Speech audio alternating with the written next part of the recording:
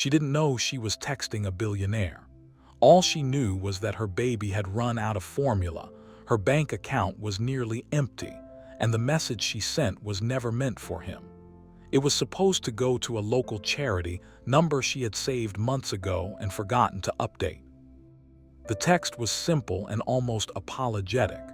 She explained that she was short on money, that her baby hadn't eaten properly since morning, and that she only needed a small amount to get through the night. She ended the message by saying she understood if no one could help.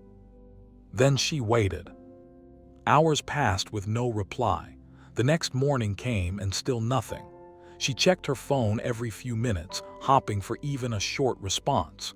By the second day, she assumed the message had been ignored like so many others before it.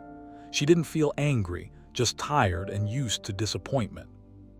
By the third day, she had completely forgotten about the message. What she didn't know was that the man who received it had read it the moment it arrived. He was a billionaire, publicly known for business success, private jets, and a quiet lifestyle.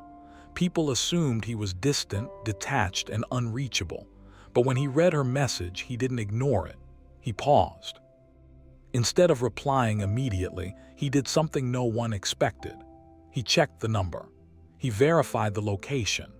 He asked his assistant to look into local shelters, food programs, and emergency aid in that area, not because he didn't believe her, but because he wanted to understand the situation fully. For 3 days, he watched. He wanted to know if this was desperation or manipulation, need or habit, a real crisis or a repeating pattern. On the third night, he drove himself to the address connected to the number. No security team, no announcement, just a knock at the door close to midnight. She opened it slowly, holding her baby, confused and exhausted. When she saw him standing there, she didn't recognize him. She only noticed the grocery bags in his hands. He didn't introduce himself. He handed her the bags, asked if the baby was okay, and quietly told her the formula was inside, along with diapers, groceries, and an envelope she didn't open until after he left. Inside was enough money to cover rent for several months, but that was what shocked her. What shocked her was the note. It said he waited 3 days not because he didn't care, but because he wanted to help in a way that wouldn't disappear the moment the money was spent. He had already arranged long-term support through local programs, childcare assistance, and job placement services, not as charity, but as structure. She never heard from him again. Years later, when she finally rebuilt her life, she understood something powerful. Sometimes silence isn't indifference. Sometimes it's intention. She didn't sleep that night, not because of the money or the groceries, but because of the way everything happened so quietly.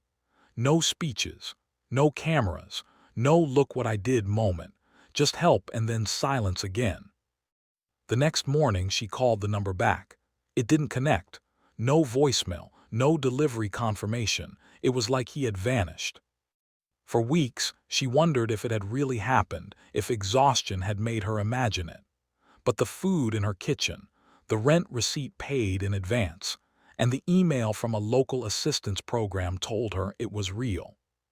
Someone had planned for her future without ever asking for her gratitude. Months passed.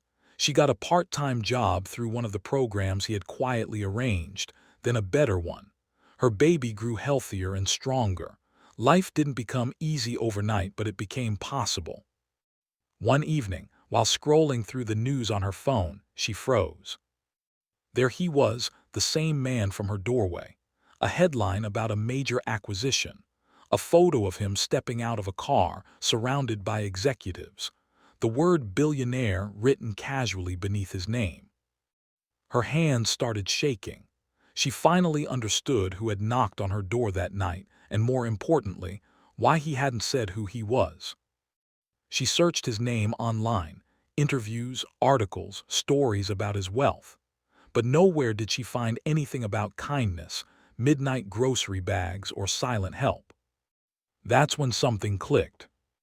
If he had replied immediately, she would have felt like a problem being solved. If he had sent money right away, it would have felt temporary. But by waiting, by observing, by choosing structure over speed, he had given her dignity.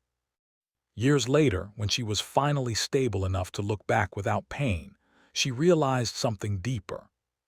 He hadn't ignored her message for 3 days. He had taken it seriously. In a world where attention is cheap and reactions are instant, he chose patience. And that patience changed a life, not because he was rich, but because he understood something most people don't. Real help doesn't rush in loudly. It arrives quietly and stays long after no one is watching.